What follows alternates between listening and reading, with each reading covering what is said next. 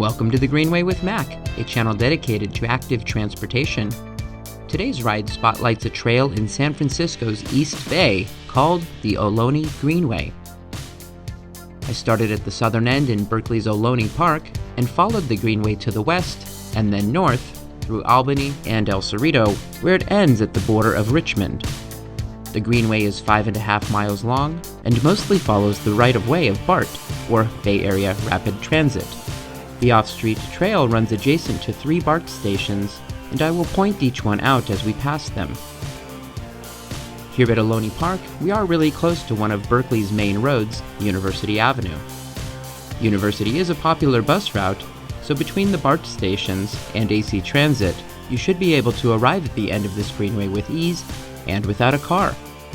In addition, University Avenue dead ends at UC Berkeley, and we are only about 4 blocks from campus. The road to our left is Hearst Avenue, and there are semi-protected bike lanes on both sides of it that start right at the intersection where we began this ride, but go east towards campus. This means that you can take a protected or off-street bike path from UC Berkeley all the way up to Richmond. In fact, there are a couple of gaps that will be filled soon, but if you can brave those sections, then you can ride nearly the entire way from UC Berkeley across the Richmond-San Rafael Bridge and into Marin County. That ride would be just under 20 miles one way.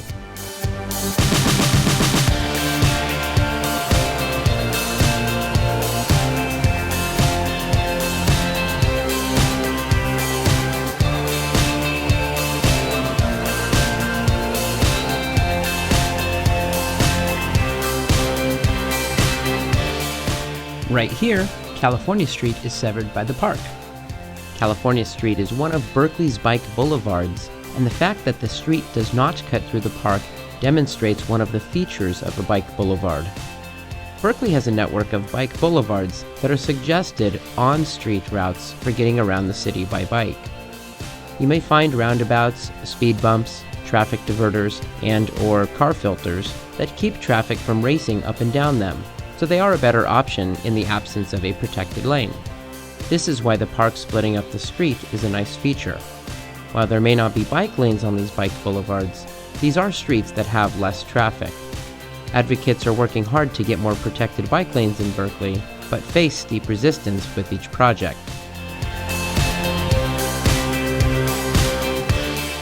All this open space reserved for car storage looks a little crazy in one of the most expensive places in the United States, and it's not going to last for long. BART is putting together a transit-oriented development project that will one day replace most of these outdated parking lots. About 5.5 acres of the 8 total will be used for residential buildings and some non-residential amenities like daycares and other commuter-supported services.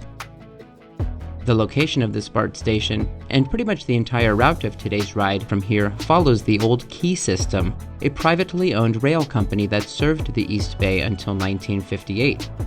It was their right-of-way that BART used, which we are now sharing.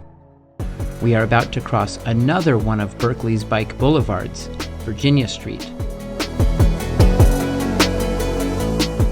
These concrete barriers are traffic diverters that force drivers to turn, rather than allow people in cars to continue straight at high speeds. It's a smart feature, but in general, I think that bike boulevards aren't enough to pass the 880 test. The off-street portions of the Ohlone Greenway are not suitable for an 8 and 80-year-old to comfortably ride, so I do not believe it passes the test. My main concern about the Greenway is that there are a lot of busy street crossings, and as we will see, drivers who ignore crosswalks. Despite being a college town with over 30,000 students and having amazing weather, Berkeley is very pro-car and is outright hostile to people on bikes in many areas. On the opposite sideline of this basketball court is another protected bike lane and runs back south for a half mile to Strawberry Creek Park. I love little connections like this that increase access to the larger Greenway network. Carefully cross Cedar Street to enter Cedar Rose Park. This car on the left is going to show us how drivers feel about Greenway users. The park is a pleasant, grassy spot with a playground on the opposite corner.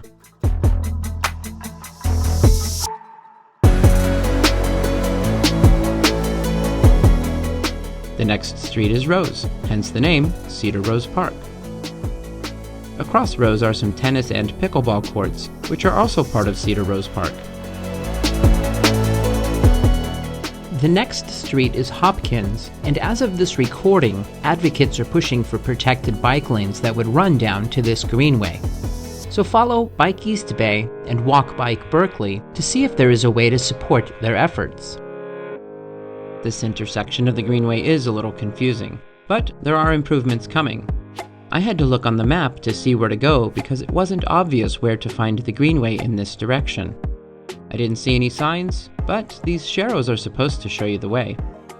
Unlike the green sharrows from my video about the Wiggle in San Francisco, these sharrows looked like any other sharrows on a bike boulevard, so it wasn't obvious that this was the right way to go. They are in the planning stages to add a protected bike lane here that will make this connection less confusing. Once we get back to the off-street part of the greenway, we are past any confusing sections. From here, the path is pretty straight, and you shouldn't have any problems taking the greenway all the way to Richmond. That's because we follow BART's right-of-way. The BART tracks emerge here, and they will be next to us until Richmond.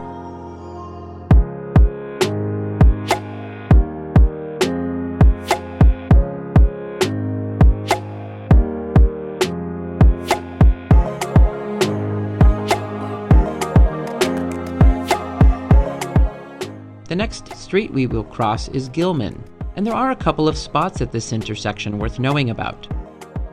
On the right is Blue Heron Bikes. Across the street and to the left is Westbury Beer Garden. Whether you need a part for your bike or a pint for your head, either of those desires can be satisfied right here. Gilman is one of Berkeley's main east-west roads, but there are no bike lanes.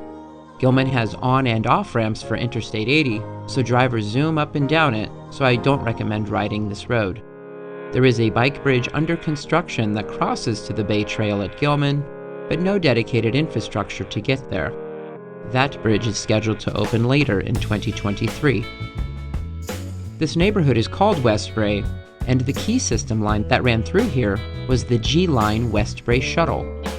When AC Transit took over the lines and ran buses, it kept most of the same letters for route names, including the G-Line. Another relic from that era is the name of the road parallel to us on the right, which is called Key Route Boulevard.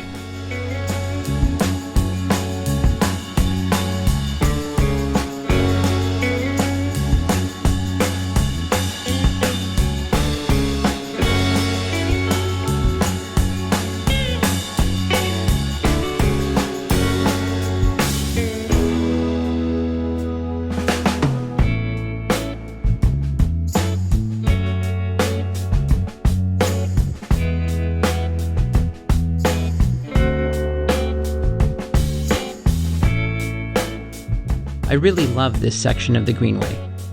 It was February of a rainy winter and everything was green. This guy on the left was taking pictures of birds in the trees that line the Greenway. There are cute old homes to our left and some graffiti art to our right. There is a walking path that is separate from our bike path, so it just felt like a balanced mix of nature and development in a suburban setting. There are not many good east-west connections to this trail, which I think is a major downside. One exception is Marin Avenue, this next intersection. There are unprotected bike lanes on Marin, which is better than nothing, and much more than most other streets that we cross. If you want to connect to the Bay Trail from the Ohlone Greenway, then this is your best bet. There is a two-way protected bike lane if you head west towards the bay, and it starts after crossing San Pablo Avenue on the south side. It's called the Ocean View Pathway and intersects the Bay Trail just north of Golden Gate Fields. This would be an alternative but less direct way to get to the Richmond-San Rafael Bridge, but much more scenic along the shoreline.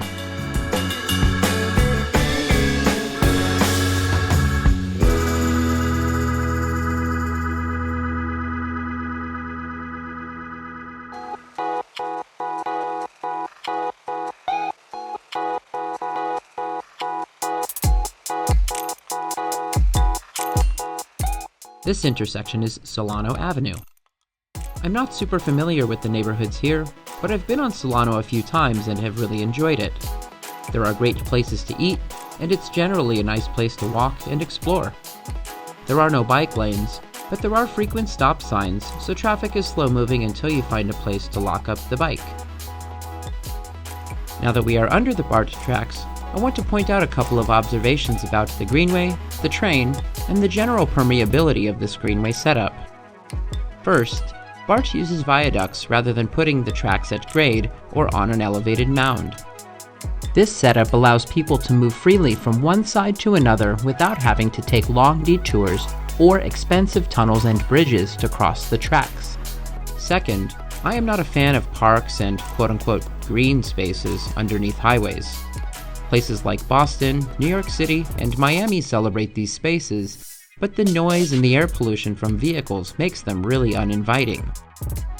Here, there is a little noise from the occasional train, but the air quality is so much better. And you don't smell the exhaust from a steady stream of cars overhead. Most highways split a city like a river, but with the aesthetics of Soviet brutalism. This Greenway is a welcoming space that fosters recreation and car-free transportation, which should be promoted whenever possible. This is Portland Avenue, and a couple of blocks to the right is Albany High School.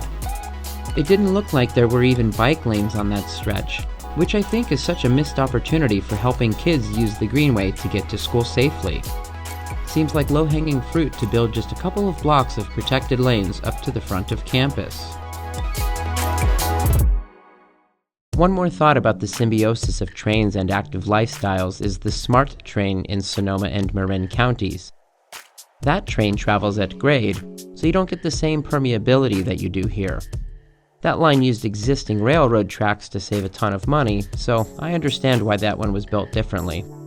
Part of the agreement to add that train service was to build a trail adjacent to the train's right-of-way, and I think this was a really clever way to get a greenway built without significant opposition. Instead of rails to trails, they are building rails and trails. You can connect to the SMART network by crossing the Richmond-San Rafael Bridge. To our right is Albany Middle School, and this is great since you can use the sidewalk on Brighton to get to campus. It's a huge win for everyone when we can have safe, off-street routes to schools. Fans of Creedence Clearwater may know that John and Tom Fogarty grew up in El Cerrito. Their house was about a half a mile to our right at 226 Ramona. This path cuts through to the El Cerrito Plaza and the Cerrito Creek Path. The Cerrito Creek Path follows Cerrito Creek, which runs north of Albany Hill to Interstate 80. The path is nice, but it is an isolated segment for moving east and west. If needed, it can be used as a way to get to Point Isabel and the Bay Trail, but I don't recommend it because you'll need to ride on some busy streets or on the sidewalk.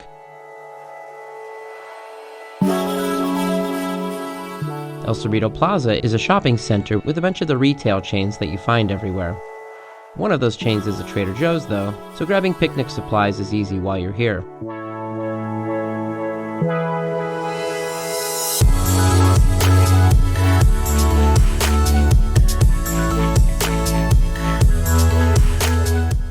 The next BART station we reach shares the same name as the shopping center, El Cerrito Plaza. In addition to accessing the BART network, you can catch a handful of AC Transit buses. These metal boxes to our right are BikeLink, which is a network of safe and affordable bike lockers in the region.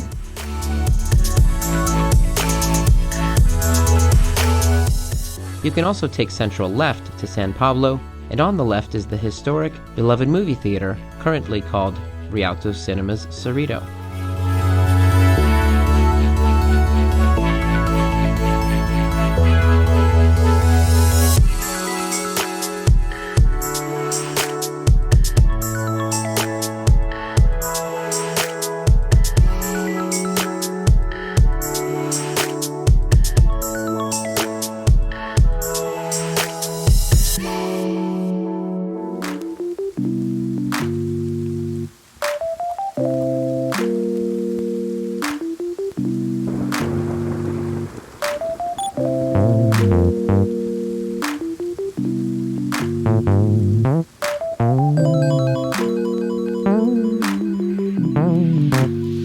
This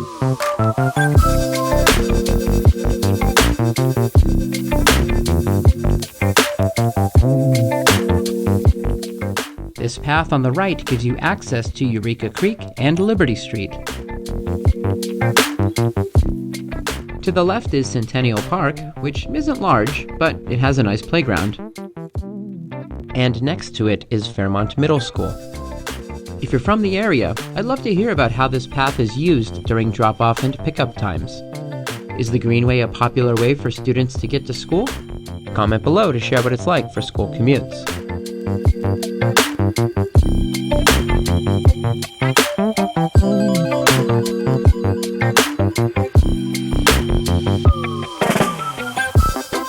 On the corner of this intersection with Stockton is the El Cerrito Library.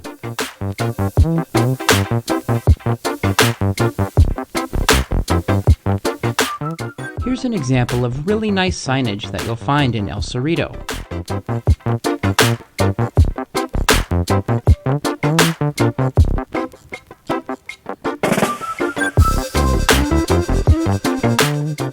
El Cerrito was founded by refugees from San Francisco's 1906 earthquake.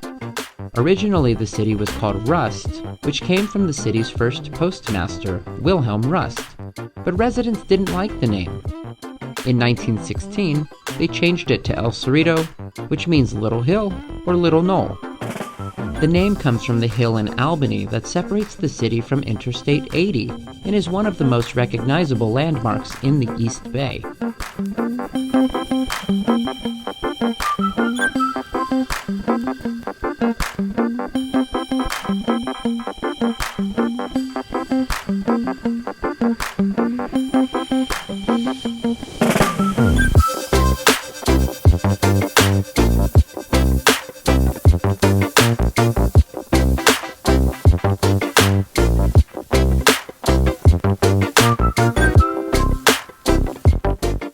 Moser Lane has unprotected bike lanes which dead end to the west at San Pablo and go east to yet even more schools.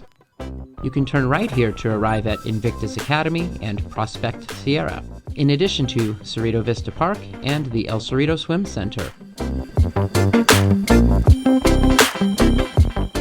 These buildings on our left make up the Moser Lane Shopping Center, which is another strip of chain retail stores.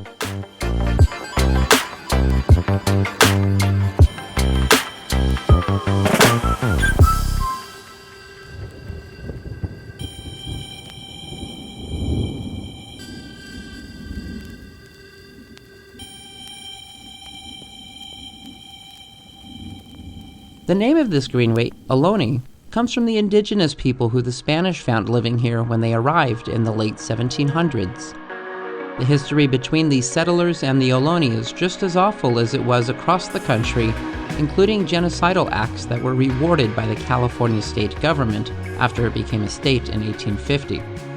The healing process is long and slow, but minor efforts have been made in recent years, such as returning land to the Ohlone in Joaquin Miller Park in Oakland.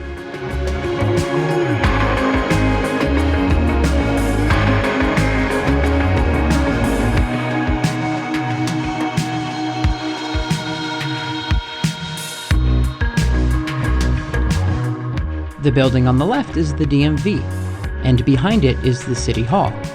In addition, the El Cerrito Senior Center is located next to City Hall, so the Greenway is a fantastic, car-free route for people to use these government facilities.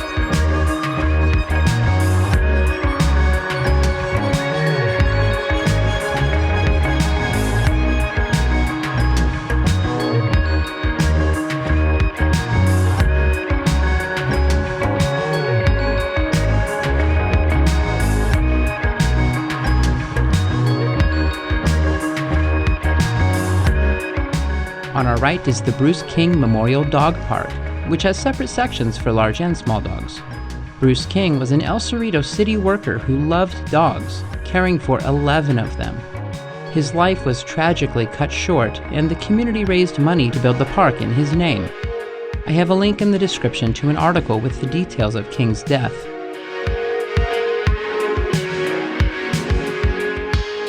The wall on our left is the back of a Safeway, so you've got another place right off the Greenway to grab a snack.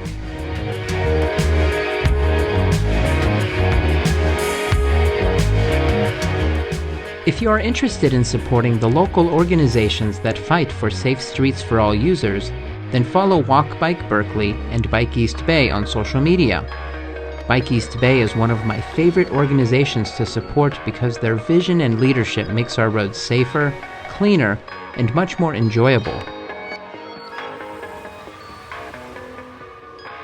The third and final BART station that we pass is El Cerrito del Norte. Renovations included the glass exterior and were completed in 2021. They were able to add new stairs and elevators, and I think they did a good job with the hand they were dealt. The station is another great location for a car-free pivot, as there are a handful of transit systems that have buses here that run to Solano, Contra Costa, Napa, and Marin counties. Once again, we are flanked by chain retailers on our left, in addition to Interstate 80 creeping up on us.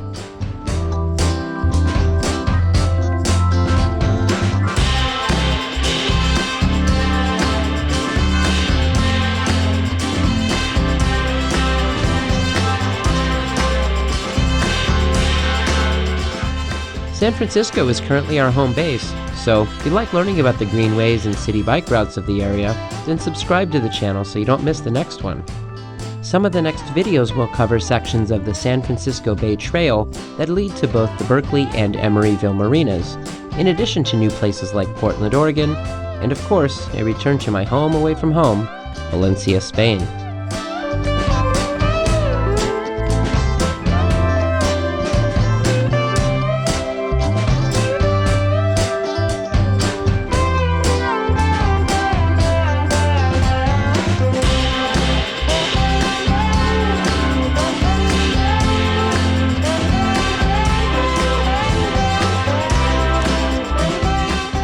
We are near the end of the Greenway, which ends at Baxter Creek Gateway Park.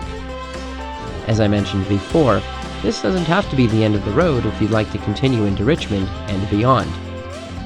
I've recorded the rest of that route, so let me know if you'd like to see a video that shows you how to get from here to the Richmond-San Rafael Bridge. Enjoy the journey. I'll see you on the next Greenway.